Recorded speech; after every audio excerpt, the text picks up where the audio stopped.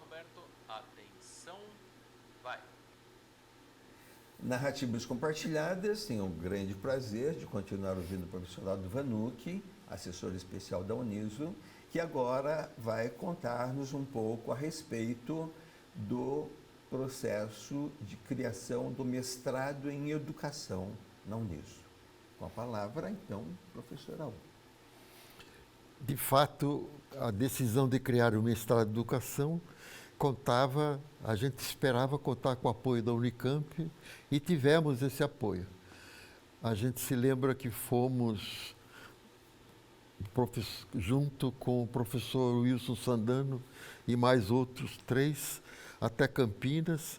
Tivemos um contato, uma boa reunião com o diretor do mestrado em educação da Unicamp, professor Felício, que nos apoiou, prometeu nos apoiar e realmente enviou depois 2 professoras do mestrado em educação de lá para nos visitar, uma reunião conosco aqui em Sorocaba.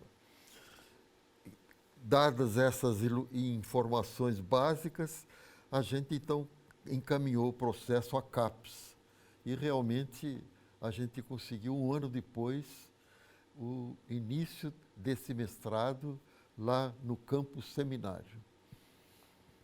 A universidade, então, tinha dado um passo importantíssimo. Posteriormente, outros 3 mestrados vão ser alcançados, mas isso ao longo do tempo. Criar um mestrado não é questão apenas de decisão da reitoria, né? Tem que haver toda uma massa crítica, tem que haver também exigência muito séria, muito rígida na contratação dos docentes. E aquela outra dificuldade, né, de um alunado realmente interessado e com vagas muito limitadas, 15, 20, número limitado, porque o mestrado, como o doutorado mais ainda, são etapas que satisfazem não apenas desejos pessoais de mais estudo, mas etapas que exigem justificação histórica. Ou seja, no meu entendimento, pelo menos, eu acho que uma dissertação de mestrado, uma tese de doutorado, não é apenas um trabalho de 2, 3 anos que acaba em papéis, em documentos engavetados depois de aprovados. Eu acho que tem que haver uma reverberação social.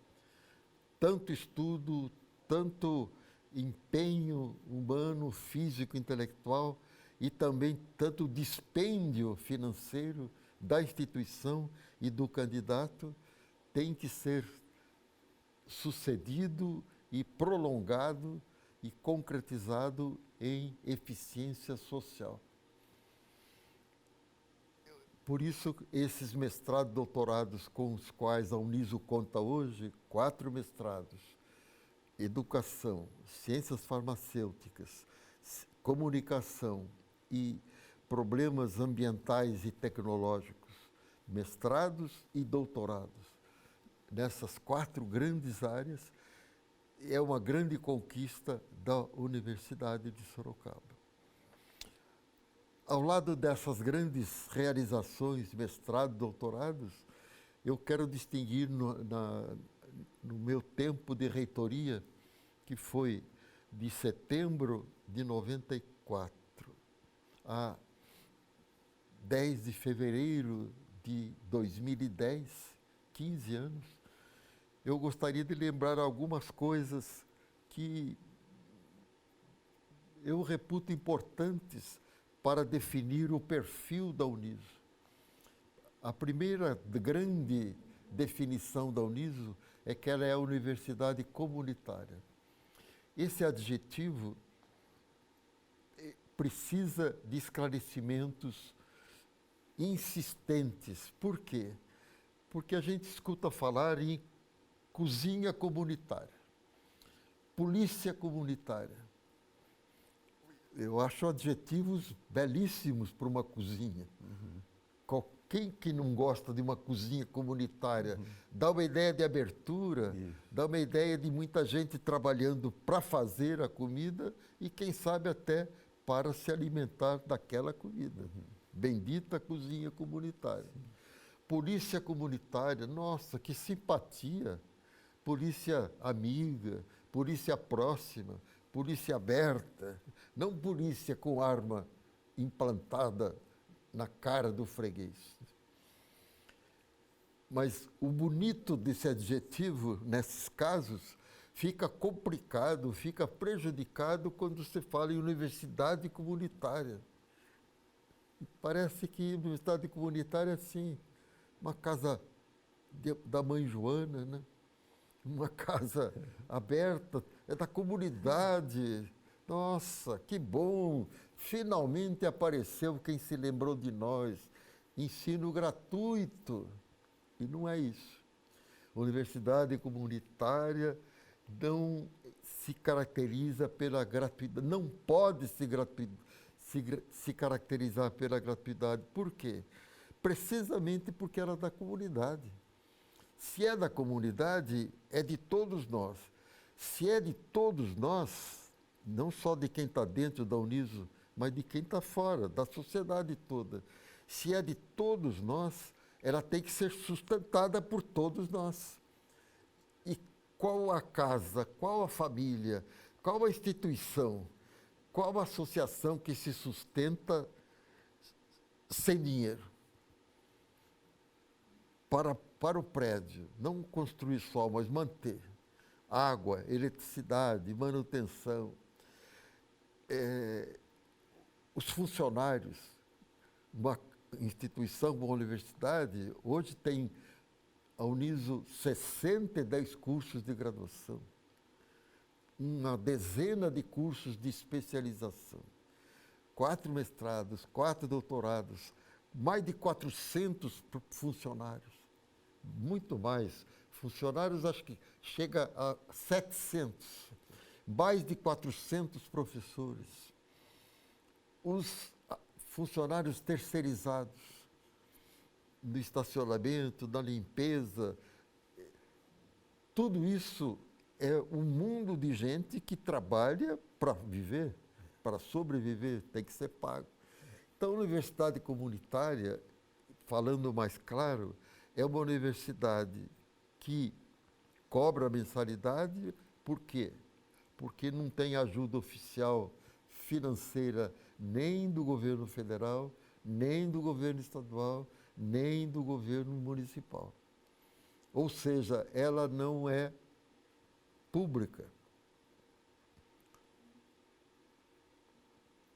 Por outro lado, ela não é privada no sentido estrito. Ou seja, ela não é propriedade de um capitalista. Existe universidade que é de um homem, de uma família, né? E tudo bem, é uma maneira que essa família, que esse senhor descobriu de ganhar, de ter lucro. Sendo um trabalho sério, transparente, é um trabalho super honesto, sem nenhuma crítica. A universidade comunitária não é desse tipo. Não é do governo, nem municipal, nem estadual, nem federal, e não é propriedade privada. Ela é da comunidade. E é gerida pela comunidade. Isso que é bonito também. Toda essa multidão, os nossos 11 mil alunos hoje, é mais do que uma cidade. Né?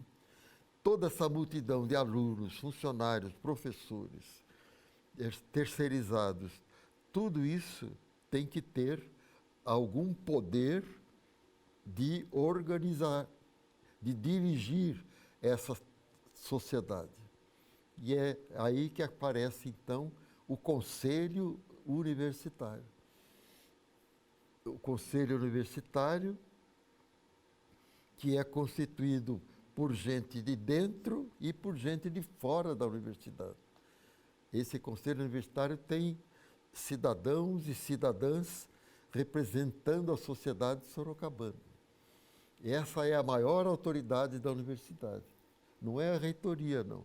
A reitoria é aquele conjunto de 2, 3, 4, 5 reitor e pró-reitores, que são os funcionários mais responsáveis, mas eles cumprem o que o Conselho Universitário decide.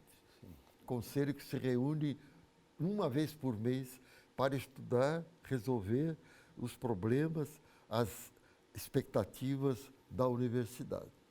Então, a universidade comunitária, resumindo, é a universidade de propriedade da comunidade e de gestão da comunidade.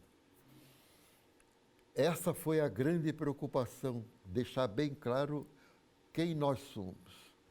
E daí a grande divulgação da nossa missão, que hoje está no papel em todas as salas da Uniso.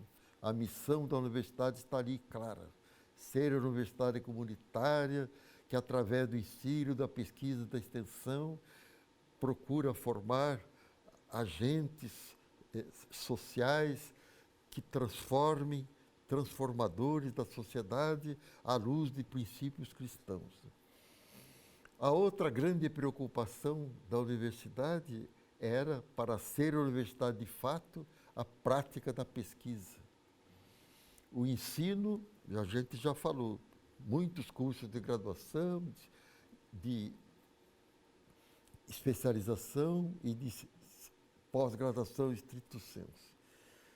Mas a universidade tem que praticar a pesquisa. Quando a gente foi criada a universidade, havia alguns professores fazendo pesquisa. Agora tinha que haver não só essas pesquisas de decisão pessoal, mas agora as pesquisas institucionais. E elas foram crescendo. Hoje a universidade tem uma infraestrutura para pesquisa maravilhosa. Eu acabei de ver antes de ontem, numa sessão solene, a apresentação de um vídeo maravilhoso, que eu até sugeri que seja divulgado ao máximo. Um vídeo feito com muito capricho aqui dentro, feito inclusive com auxílio da tecnologia do momento, o drone, de modo que você tem vistas, digamos, horizontais e outras tiradas lá do alto da cidade universitária, mostrando então o que é essa cidade universitária, que é o campus principal hoje da Uniso. E eu disse até de público nessa sessão solene, esse vídeo mostrou coisas que nem eu conheço da universidade. E isso é afirmado. Eu já ouvi do próprio reitor atual, professor Profeta, essa declaração explícita. Nem eu, reitor, sei tudo o que está acontecendo na Uniso hoje. Sem dúvida. É realmente maravilhoso. E especialmente no campo da pesquisa.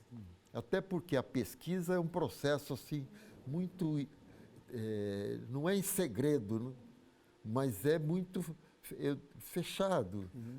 É tão sério, é tão exigente, que o próprio pesquisador não sai falando do que ele está fazendo.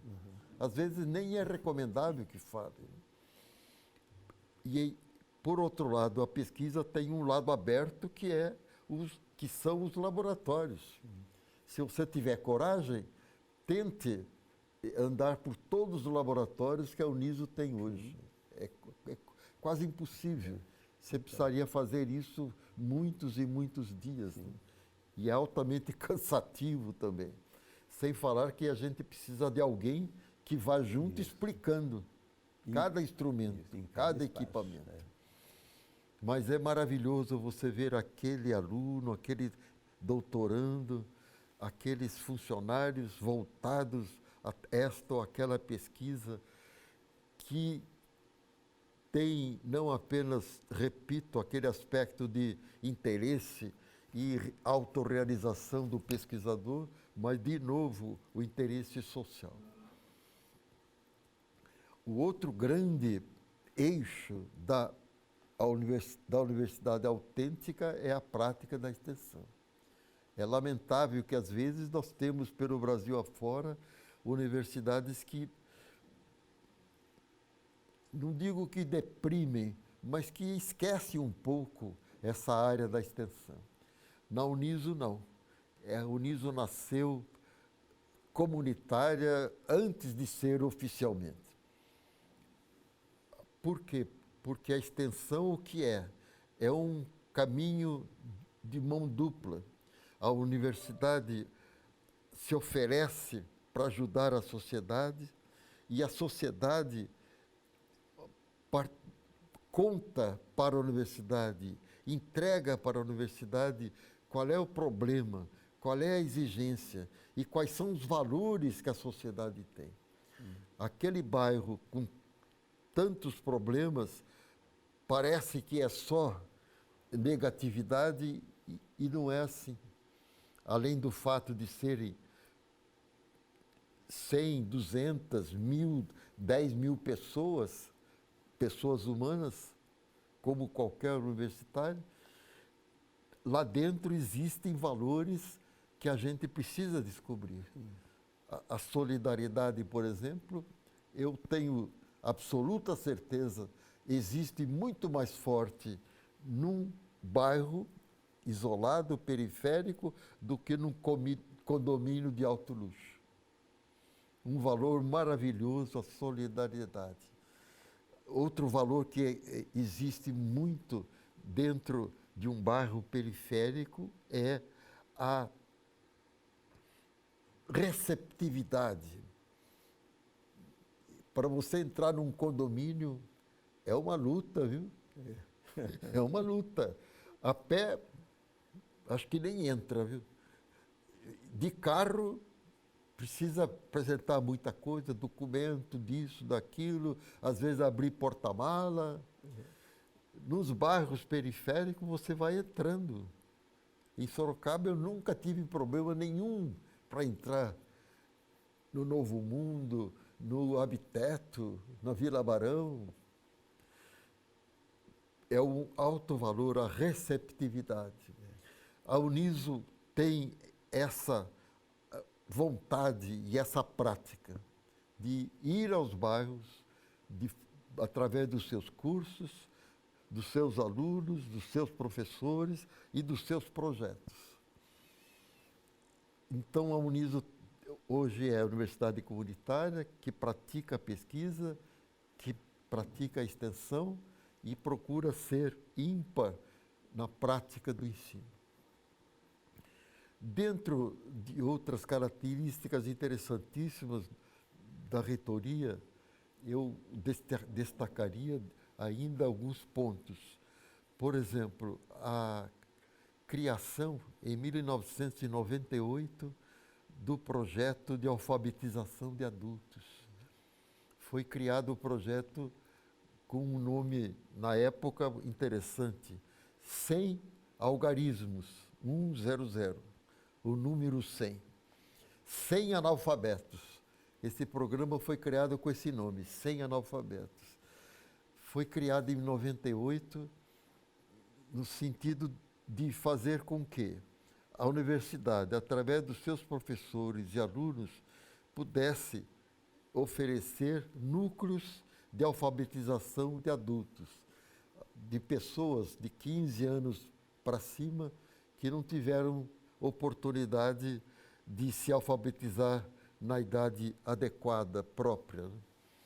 E eram muitos.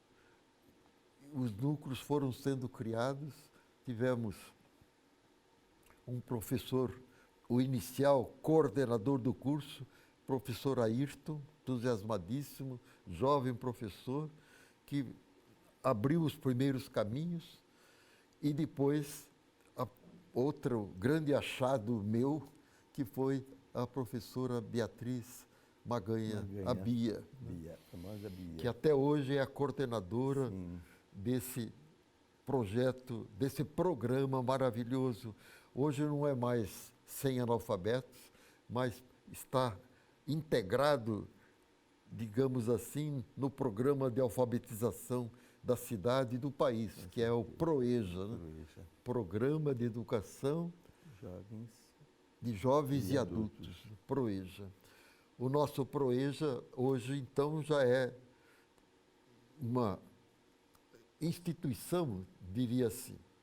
Tem uma história, daqui a pouco vai chegar ao seu jubileu de prata, e ele age não só em Sorocaba, atua em Sorocaba, mas em outros 10 ou 12 municípios vizinhos.